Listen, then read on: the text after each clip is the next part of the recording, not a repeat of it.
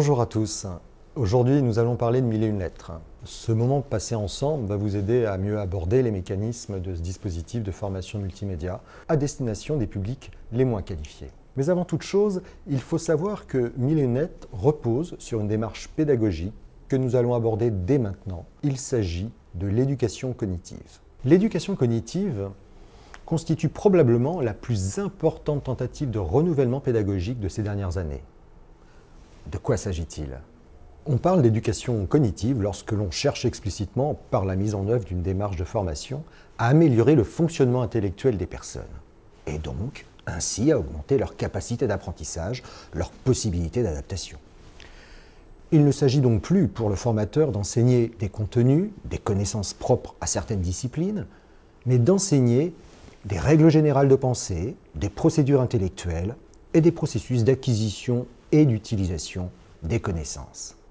Il ne s'agit donc plus non plus, pour l'apprenant, d'apprendre uniquement, mais bien d'apprendre à apprendre.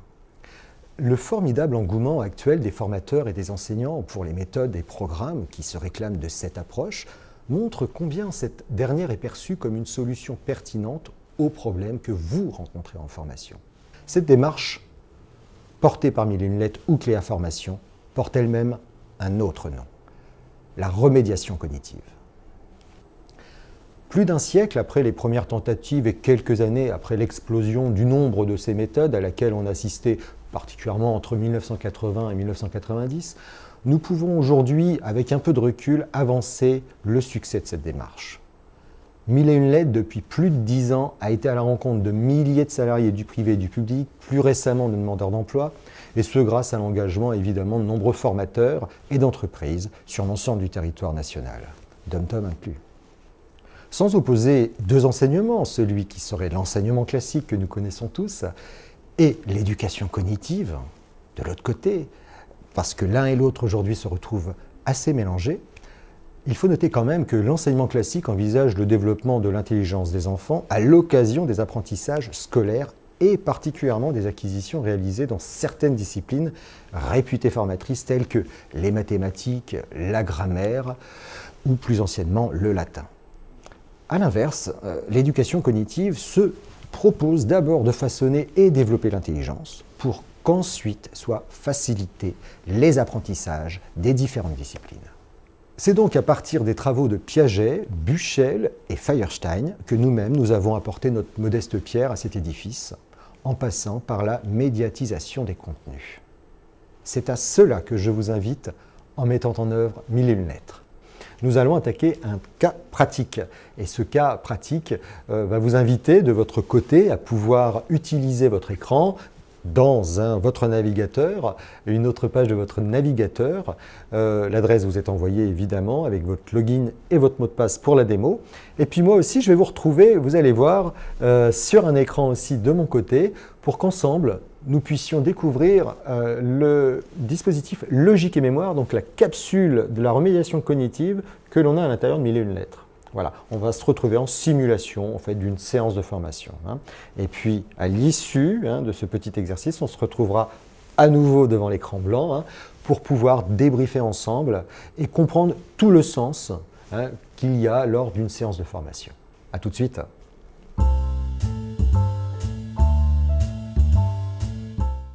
Bien, rebonjour à tous. On se retrouve comme promis maintenant sur l'interface 1001 lettres, où nous allons prendre un cas pratique ensemble et puis avancer pour mieux comprendre, un petit peu dans le cadre d'une simulation, d'une séance de formation, la relation entre l'écran, le médiateur et l'apprenant. Donc, vous devez avoir l'écran tel que vous le voyez actuellement vous-même sous les yeux. Vous allez cliquer dans cette partie qui est logique et mémoire et plus particulièrement prendre de l'information.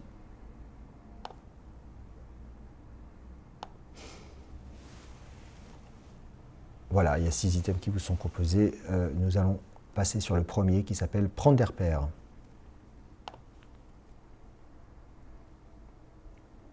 Voilà, n'hésitez pas à mettre une pause de votre côté, sur votre écran et sur la vidéo que vous êtes en train de regarder. Voilà, 4 cas pratiques dans le cas de la prise d'information, qui est vraiment un travail de remédiation cognitive là, que nous allons avoir. Et je vous invite à prendre haute tension, clonage mécanique. Le numéro 3. Cliquez. Voilà, donc nous sommes, on va dire, dans les premières séances de formation, si c'était presque la première séance de formation. On parle d'un programme qui peut aller à peu près 70, 80, 90, 100, à peu près une centaine d'heures sur ce type de dispositif-là. Ça va être en effet dans la durée. Donc ce premier écran, prise d'information, plus particulièrement prendre des repères, va être en effet un alibi, écran alibi qui va nous permettre de déclencher derrière une règle dont on va parler tout à l'heure. Alors, en tant que médiateur, il y a peut-être 2 choses à retenir, c'est que vous vous assurez tout d'abord que l'exercice qui est à réaliser, c'est-à-dire vous avez une image ici centrale, c'est un puzzle, donc là les vignettes qui vont être amenées à être déplacées, d'accord, pour pouvoir réaliser l'exercice. Et évidemment, comme la consigne a été prononcée, avec précision, ou la plus grande précision possible, pour réaliser cet exercice-là. Donc, vous assurez que l'apprenant a parfaitement compris la consigne. Deuxièmement, il faut éventuellement signifier qu'il n'y a pas de notion de temps, on n'est pas en train de compter le temps sur cet exercice-là, et qu'ils le prennent, ils prennent le temps, pas d'impulsivité, à pouvoir placer comme ils le souhaitent l'ensemble de ces vignettes. Voilà, moi je vais le réaliser devant vous, alors mettez une petite pause, puisque tout l'intérêt de cet exercice, c'est que nous le fassions à plusieurs, et donc de votre côté, je vous invite dès maintenant à le réaliser. Donc mettez une pause sur cette vidéo et réalisez-le de votre côté, on se retrouve juste après. Bien, je pense que vous avez certainement fini et peut-être appuyé même sur valider. Maintenant, je vais vous présenter la manière dont je fais cet exercice et ensuite nous allons pouvoir en parler. Voilà, je vais prendre cette vignette et la positionner. Voilà. En regard. Voilà, je vais prendre ma deuxième vignette, puis essayer de la positionner elle-même.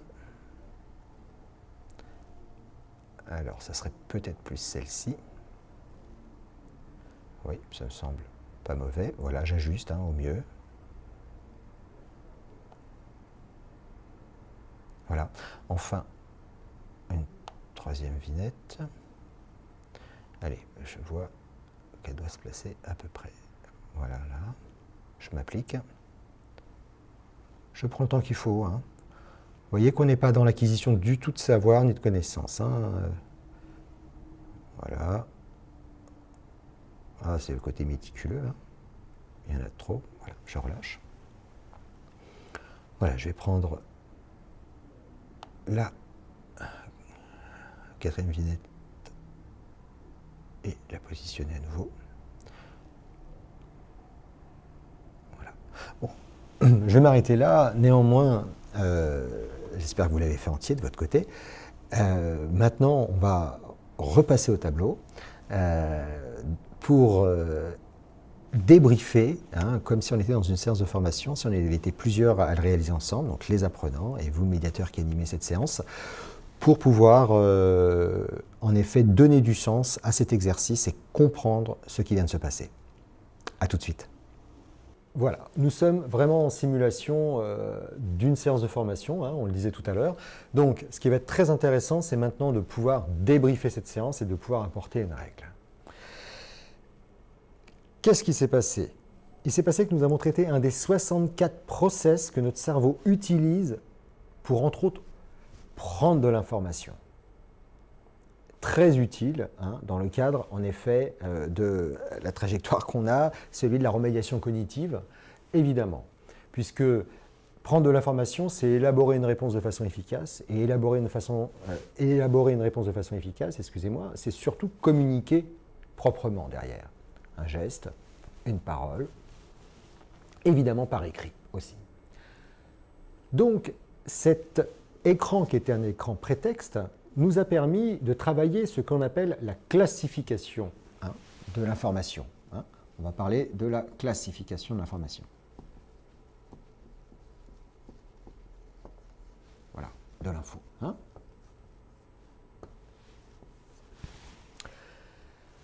Eh bien, notre cerveau, vous allez vous en rendre compte dans les réponses qui vont être données, n'ont que deux méthodes pour classer l'information. Alors, vous m'avez vu faire l'exercice, vous l'avez fait, je pourrais vous poser la question, comment avez-vous réalisé l'exercice? C'est comme vous pourriez le poser à votre apprenant. Tout simplement, avec des mots simples. J'ai cliqué, j'ai glissé, j'ai regardé. Oui, oui, ce sont ces mots aussi simples qu'il nous faut. Si vous étiez à côté de moi, vous pourriez me dire peut-être, j'ai pris peut-être celle qui me paraissait le plus simple. Parfait. D'autres pourraient me dire, j'ai utilisé plutôt les formes, celles qui me parlaient. Il y en avait qui ça ne me disait rien du tout au départ, donc très bien, des formes. D'autres ont peut-être signifié que la couleur était importante. On dit, j'ai pris tout ce qui était gris d'un côté et puis j'ai laissé un peu ce qui était beaucoup plus sombre. Alors que l'image de départ est assez complexe. En effet, tout a l'air de se ressembler, puis finalement, quand on s'y habitue, on arrive à discriminer les choses. Donc, les couleurs, on disait. Voilà. Et d'autres, comme moi, vont vous dire, et vous l'avez vu faire, je n'ai pas été jusqu'au bout, vous l'avez vu faire, moi j'ai pris la première, voilà mes mots simples, j'ai regardé où elle allait, et je l'ai placée. Voilà. J'ai pris la deuxième, et je l'ai placée, la troisième, la quatrième, etc. Je me suis arrêté à 4, j'aurais pu faire les 8 vignettes qui m'étaient proposées, c'était la même chose. Donc, de 1 à 8, admettons à 10, peu importe, dans l'ordre, j'aurais pu prononcer aussi dans l'ordre. Très bien. Ordre.